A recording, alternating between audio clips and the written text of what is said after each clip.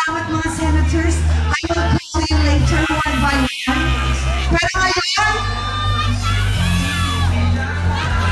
so, bakit ko pinili ngayong araw na to na makampanya? Una sa lahat, ako po ay isang tunay na taga-Distrito 4. Ako po ay taga-Damayang Lagi sa New Manila Rolling Hills.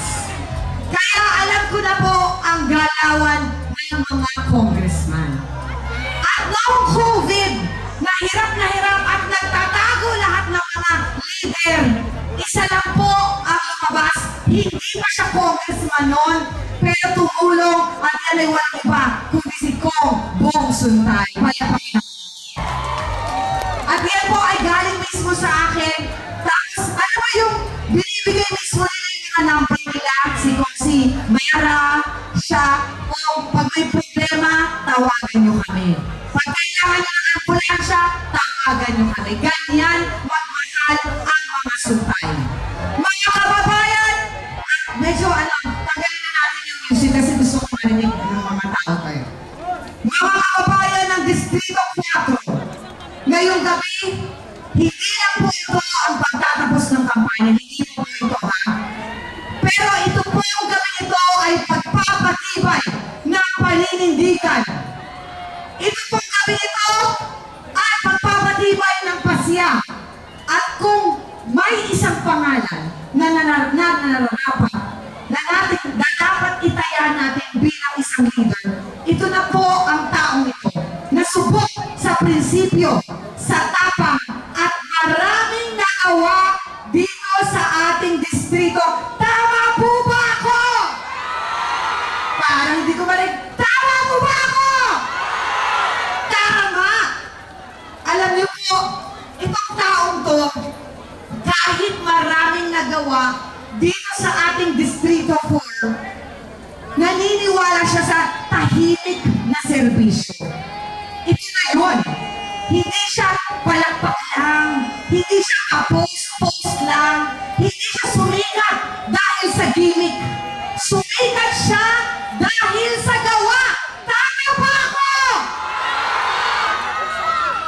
Sa panahong maraming leader ang nawala noong COVID-19, isa lang ang nanatili. Isa lang ang patuloy na tumulong kahit walang posisyon, kahit walang camera, kahit walang media coverage. At yan ay walang iba kundi si Congressman Bong Suntay. Tama ba ako? Congressman Bong Suntay stood for what it mattered most. Tahimik pero buo ang paninindigan. Hindi sumisigaw pero naririnig ng tao. Hindi perfecto pero palaging present. Lalo na kapag kailangan siya. Tanungin niyo ang mga nanay! Asan ang mga nanay? Sigawan! Noong COVID-19, may ayuda bang dumating galing kay Combong? Tanungin natin ang mga senior citizen! Asan ang mga senior citizen? Mga lola at lola! Pag umihiba, putol-putol na! Tanong ko, may libreng check-up at gamot ba tayo galing kay Combong? Meron! Tanungin natin ang mga estudyante! Asan ang mga estudyante? May scholarship ba at may suporta? Meron! At higit sa lahat, tanungin natin ang buong barangay! Mga barangay, palagi ba nandyan si Bong Suntay kahit nung wala siya sa posisyon, nandyan pa rin siya para tumulong? Yan po si Bong Suntay. Kaya mga kadistrito po, sa dami ng nagsasabing sila ang solusyon, isa lang ang kailanman hindi nagbenta ng dangal. Isa lang ang kailanman hindi nang iwan sa serbisyo. At higit sa lahat, isa lang ang tunay na leader na maaasahan. Hindi lang sa nagsisimula, kundi hanggang sa dulo.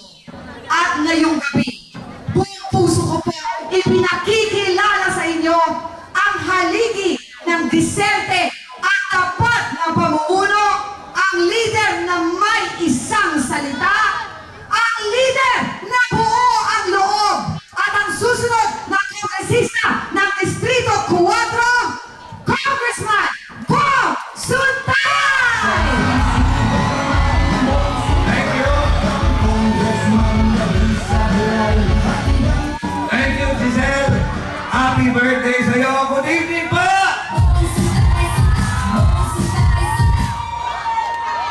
Magandang gabi sa inyo lahat. Pasensya na kayo.